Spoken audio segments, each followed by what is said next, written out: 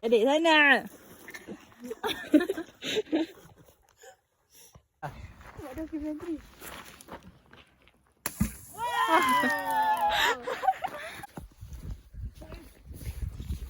Sedih.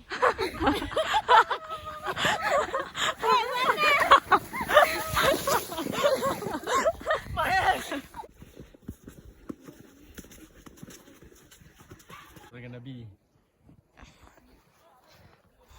Apa lagi? This is not a slow motion. Tita don't even.